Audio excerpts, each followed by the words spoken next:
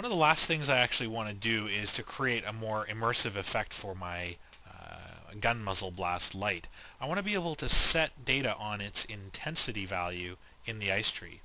So I'll actually add that effect to my muzzle flash ice tree. I'll press Alt-9 to open it up, and I'm going to pull in a set data node, and I'm going to actually look for that light. So if I have a look under my to export, under the medium rifle, under the rifle SRT, there's the gun muzzle blast. If I look under its light attributes, I should be able to find the soft light shader and the intensity parameter. So I can actually work on that light intensity. I'll make some room in my ice tree for this after, say, port 2. I'll plug the light in to port 3.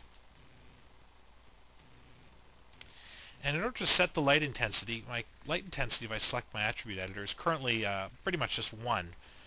And what I want to do is to take these values that have been modulated over time and use that to drive my light intensity. So let's see what kind of values we're working with at the moment. So if I do a show values, let's show values 100%. That looks pretty good there. And I'll roll back. Now on that muzzle blast, I'm not really getting anything out of this. I'm not actually seeing any values here. But I know what I'm actually setting at a high end is a mean value of, let me see here, of 2,500. So the way I can actually do this is just to divide by 2,500. So I'm going to take the modulated value over time. I'm going to divide by a scalar. And I actually don't want to interrupt this stream, but I do want to bring it in and have it connect to its own stream here. So something like that, and we'll bring the light down into, say, there. So now what we're getting is when the weight clip is at a value of 0, then the rate of our emission is at 0. But when the emission has a high value, so does our light. And we want to divide by our highest value, say 2,500. Because we are, in fact, multiplying our weight by the maximum rate of particle emission that we have. And I don't believe we have any variance on that, so no, we're good.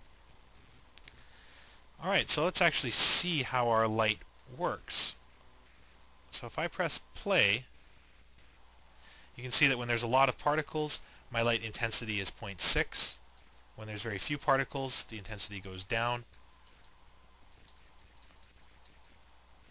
So this actually works out really well, because not only am I getting the illumination for my particles, but I'm also getting the character's gun and part of his face illuminated as well.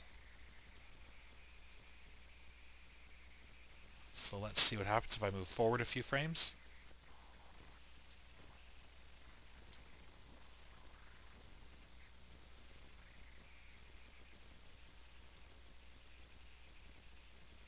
You can see that the gun does lose quite a bit of intensity. So I can actually ramp this up a little bit if I wanted to. In the divide by value, instead of dividing by 2,500, I can divide by half of that, so that when the muzzle blast does get very intense, we have an intensity of about 180%. So we really look at illuminating the gun.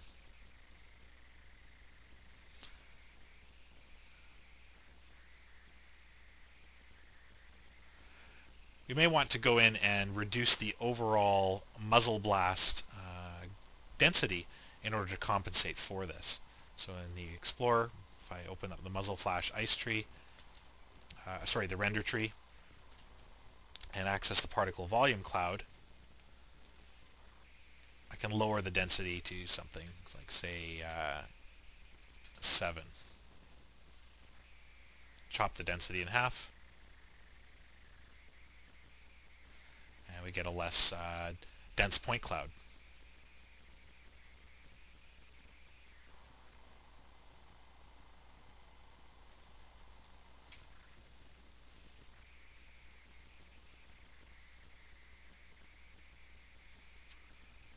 this should probably be too light, which is exactly what I thought, so I'll split the difference. And I think we've got a fairly balanced looking render now.